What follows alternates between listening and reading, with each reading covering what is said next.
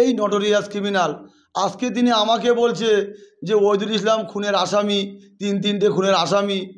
তা আমি বলছি আমার বিরুদ্ধে প্রমাণ দেখাক ওই সওগাত মোল্লা, এবং ওই সওগাত মোল্লাকে আবারও ফের বলছি আমি ওনাকে আমি আবার বলছি, উনি যে নটোরিয়াস ক্রিমিনাল সেটা সারা পশ্চিমবাংলার মানুষ জানে, সেটা ক্যানিংয়ের মানুষ জানে।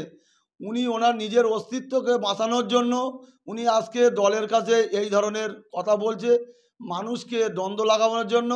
এখানে উনি একটা ঐক্যের বার্তা না দিতে এসে তিনি একটা ঝামেলার সৃষ্টি করছে, গণ্ডগোলের সৃষ্টি করছে। ওই সওগাত মোল্লা জেসিবি দিয়ে ঘর ভেঙেছে, ওই সওগাত মোল্লা মানুষের জলগাল লুট করেছে, ওই সওগাত মোল্লা মানুষকে ইফতার করতে দিচ্ছে না, এবং মানুষকে মানে কি বলবো, মানে হরণ করছে।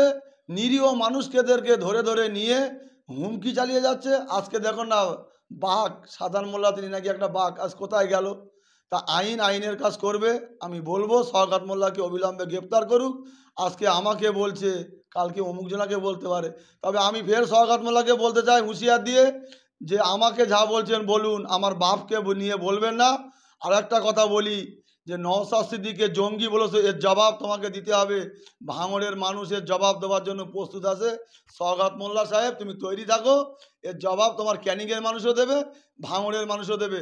তুমি যতই লাফালাফি করো, যতই ঘোরাঘুরি করো, তোমাকে কিন্তু ইডি সিবিআইয়ের হাত থেকে তোমাকে কেউ বাঁচাতে পারবে না। তুমি আজকে ভাবছো আজকে অভিষেক ব্যানার্জির নামে ইডি সিবিআই ডাকিনি, ওনার স্ত্রীর নামে।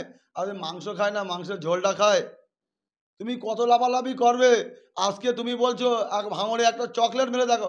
আরে ভাই, বাংলার মুখ্যমন্ত্রী বলছে তুই তো বোম বন্দুকগুলি লড়াই করিস।